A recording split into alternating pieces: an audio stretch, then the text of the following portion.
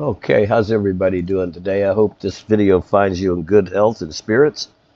Today, this is a video about a lady who died and went to heaven and said that Jesus, here's a picture of it right here. Jesus warned me, leave these 4 states before March 15th. Okay, well, so March 15th is in 2 days. Actually, it's tomorrow because it's 1:03 in the morning where I am, March 14th.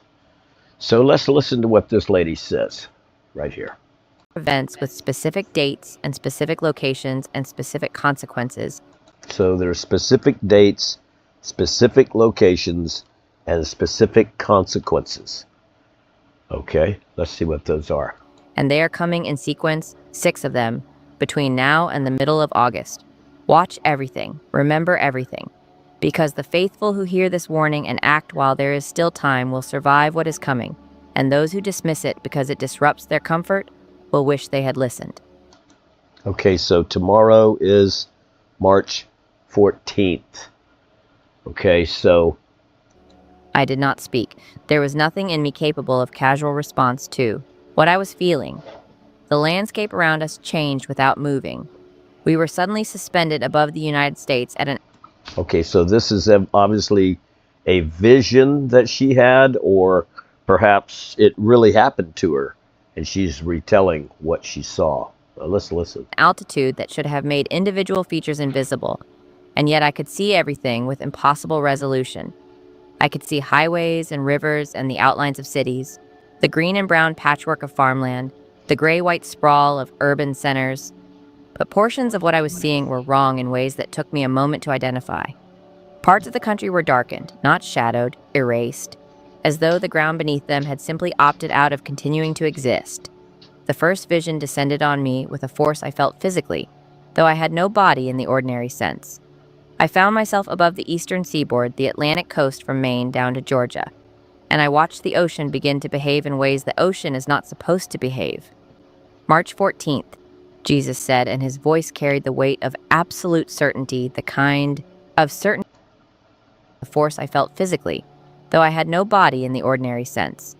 I found myself above the eastern seaboard, the Atlantic coast from Maine down to Georgia, and I watched the ocean begin to behave in ways the ocean is not supposed to behave. March 14th, Jesus said, and his voice carried the weight... March 14th. That is today. It is 1:05 a.m. in the morning, March 14th, today. Of absolute certainty, the kind of certainty that does not need to justify itself with evidence, because it is itself the source of all evidence. An underwater volcanic event in the Atlantic triggered by structural collapse along a fault system the geological community has underestimated for 30 years. A geological event with volcanic activity in the Atlantic Ocean happens today, March 14th. The displacement of water will be catastrophic. The wave will begin small and grow across 3,000 miles of open ocean, arriving at the eastern seaboard in the early afternoon hours. In the early afternoon hours. The early afternoon. Would that be afternoon is after 12 o'clock? So the early afternoon hours. So 1:30, 2 o'clock, 3 at the latest, I would think. By the time the alert systems reach the public, the window for evacuation will have already closed for most of the coastal population. I watched the wave. I watched it approach the coastline, not as a dramatic wall the way disaster films portray tsunamis, but as a profound, unstoppable rising. The ocean did not so much crash as ascend, water moving inland with the quiet confidence of something that has decided, filling streets and ground floors and parking structures and subway tunnels. I watched Boston Harbor disappear. I watched the coastal neighborhoods of New York go under in minutes, the water climbing buildings to the 4th and 5th floor before stabilizing at an elevation that would not recede for weeks. Weeks. Weeks. Do you hear that? If you're listening to me and you're in New York City, tomorrow I would start watching out, okay? You might want to take a day trip out of the city. It wouldn't hurt. Might save your life. Who knows? And if you're in Boston, she saw Boston Harbor disappear. So if you're in Boston, heads up. If this is real, I have no reason to believe that it wouldn't be real. They have 155,000 subscribers. I'll leave a link in the description below so you can research this video yourself. I recognized Ocean City from family vacations, and I watched the boardwalk I had walked with my children simply cease to exist as a location. The highways inland were already impassable. The warning had come too late and too ambiguously, a series of conflicting alerts that the public had not been trained to interpret. And the result was gridlock on every arterial road within 50 miles of the Oh coast, wow. while the Yeah. water was still rising. Yeah. So that's the danger there is gridlock. So many people trying to leave. So if you're watching this video and you believe that this woman actually talked to Jesus, and there's some serious ramifications for what this lady is saying here. She did die. There is clinical evidence of that. I think 17 minutes was the length of time. And she gives a lot of details about how she died, and the circumstances behind it. So just if you want to watch that whole video, just to see what it is that's going on. So this talks more about the tsunami coming in, and what does the Bible say about tsunamis? In Luke 21:25 through 26 describes cosmic signs and people in fear due to the roaring sea, symbolizing great distress. How about that? So, on the earth, distress of nations with perplexity. I would think if that happens, that would be very perplexing since we're at war with Iran right now. The sea and the waves roaring. Wow. Okay, so she claims this is going to happen today. So let's go on and see what is Behold what I had going. witnessed, the vision shifted. The eastern coast fell away, and I was looking at the center of the country. The great Okay, now this is the second vision warning that she's flat giving. interior, the Mississippi River Valley stretching from the Illinois border down through Missouri and Tennessee, and into the Mississippi Delta and Louisiana. I had taught enough geography to recognize the New Madrid seismic zone, that dormant threat that geologists had been quietly concerned about for years. The fault system that in 1811 and 1812 had produced earthquakes powerful enough to ring church bells in Boston and temporarily reverse the flow of the Mississippi River. It was not dormant anymore. April 22nd, Jesus said. April 22nd. Jesus said that. April 22nd. Jesus also said March 14th. That's today. That's today. I believe in Jesus, and I cannot understand why Jesus would lie. He can't lie. So therefore, if this is real, if she really saw Jesus and he gave her these dates, then it would be a assured thing that it will happen. Now, what if it doesn't happen? Well, if it doesn't happen, then I think we're going to have to re-examine the conditions that this lady was in while this stuff was going on. Maybe she was having hallucinations. I'm not sure. We'll The New see. Madrid fault ruptures at a magnitude that exceeds any recorded event in American history. Wow. The shaking will be felt in 37 states, but the destruction will be concentrated along the river valley, where the soil liquefies under seismic stress, and every structure built on that foundation behaves as though it was built on water. Wow. 37 states. 37 states. Yeah, I think we're close enough to the New Madrid fault that if it goes up, that we probably will feel some of it. I don't know.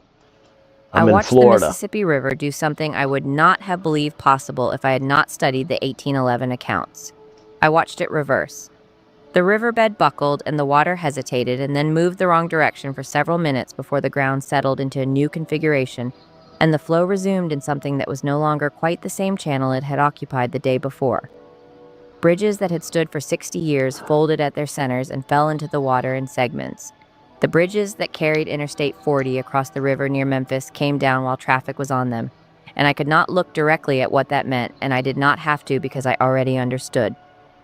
St.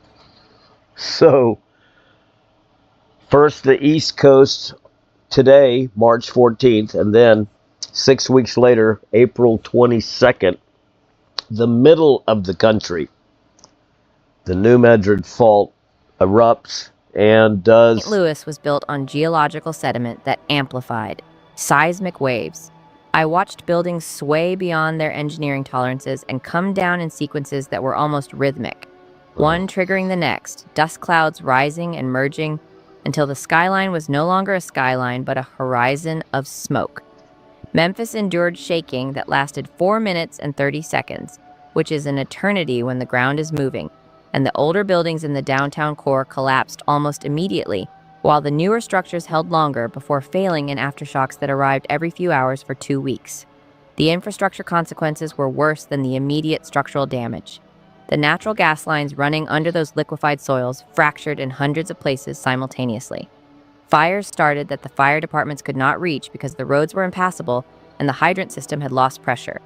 Oh wow, yeah, I forgot about that. In earthquakes, you can't go down the roads there. That's why some of the fire departments have such big engines with huge tires that can apparently run over everything. So here we lose pressure in the system, so there's no water. We saw what happened in California when there was no water. All of the neighborhoods burned. So probably something a little similar here as well. The electricity grid for the entire central region went dark within the first hour, not from deliberate attack, but from the simple mechanical reality that transmission lines cannot survive what the ground did that afternoon. The population of Memphis and St. Louis and the smaller cities along the river valley found themselves in the dark, in a city that was partially collapsed, without running water, without gas service, without functional roads for emergency vehicles, 6 weeks after the Eastern Seaboard disaster had already strained the federal emergency response system to its limit. Wow. I watched the coordination failures. I watched the political arguments about resource allocation happen. Yeah, okay, so they're going to do some arguing about stuff like that. Okay, let's move along and see what the next one is here. Engineers who had rebuilt after Katrina had not modeled for. Portions of the city that had survived 2005 went under. Okay, let's move on up here just Jesus showed me was not the full eruption, but what Okay, it was, here we are. Here we are right here. gravity Let's of the go back message here. will not deliver it with the urgency it requires. Okay, The second vision ended and the third arrived without here pause. we go. Third vision. May 30th, he said, Yellowstone. May 30th, Yellowstone. Okay, so first, today, March 14th, in fact, let's see, that would be about, we have about 12 to 13 hours to go. And then April, so that's the East Coast of America. This all seems to be about America. Then April 22nd, the middle of America, the New Madrid Fault. And then May 30th, Yellowstone, the western part of America. And let's see what happens Taught there. students about Yellowstone, the caldera beneath that national park, the supervolcanic system that geologists monitored obsessively because a full eruption would be a civilizational event, the thing that made all other natural disasters seem like minor inconveniences. What Jesus showed me was not the full eruption, but what it was sufficient, a partial event, a collapse along the western edge of the caldera that released volcanic material and gases and energy far beyond what the monitoring systems had predicted as possible in a partial scenario. The eruption column rose 60,000 feet into the atmosphere. All right, well, let's see. This would be earthquakes. Refers to Matthew 24:7, predicting widespread, frequent, and severe seismic activity in many different locations as a sign of the end times. I believe all of these would be signs of the end times. Let's see what it says about the immediate. Immediate destruction radius was measured in dozens of miles, and everything within that radius ceased to exist in any practical sense before the first hour was complete. Wow. Dozens of miles, and everything in that radius. That's worse than a nuclear explosion. Nuclear explosions, the kind they are using, usually only would evaporate 2 to 3 miles. This is 12 miles, dozens of miles. But the immediate destruction was not the primary threat. The ash fell like gray snow across Montana, Idaho, Wyoming, and within 24 hours it was reaching into the Dakotas and Nebraska and Minnesota. The ash cloud did not fall uniformly. Wind patterns carried heavier concentrations in bands, and the areas under those bands received accumulation measured in inches and then in feet. Crops that had just been planted for the spring, growing season were buried. The livestock across the high plains were dying from respiratory failure because the ash contained microscopic silicate particles that destroyed lung tissue. Okay, so now we can see what's happening here. So today, March 14th, we've got about 12 to 13 hours before a wave hits the east coast of the United States due to a volcanic seismic event in the Atlantic Ocean. So if this is true and you're on the east coast of the United States, I would keep my ears open tomorrow around noon and perhaps maybe have lunch inland. That might be a good idea. Why don't you have lunch inland somewhere and hang out for a few hours in the afternoon just to kind of get away from the coast and, I mean, get away from your house and you might maybe take some money with you and get the kids in the car and go off like that. So are these things going to happen? I don't know. I didn't say they were. This is her video that she's made, and she has 5.8 thousand likes. I'm going to give it a like. I liked it, and I'm going to subscribe to the channel also. And maybe you'll do the same for me. Maybe you'll subscribe to my channel and give me a like. I don't know if this is going to happen. If it does happen, though, I'll tell you what, I've written down all the dates that she has given and all the information about those dates. And if tomorrow, I should say today, if a volcano and seismic event happens inside the Atlantic Ocean and a wave happens to hit the eastern coast of the United States, I'm going to be watching for the New Madrid Fault in April and then Yellowstone in May. And you heard what she said, so it's time to stock up on your foods, get your non-perishable food items, and make sure you have plenty of water. And now I would like to go to prayer in the name of the Lord Jesus. Lord, help us discern. Did you tell this woman this, Lord? Help us. Help us to know what to do. I pray, Lord, that you'll lead us, guide us in all truth. We ask, Lord, that you bless us, keep us safe in Jesus' mighty name. Amen. All right. Thank you very much for watching. Let me know what you think. Subscribe, like, and hit the bell. Thank you.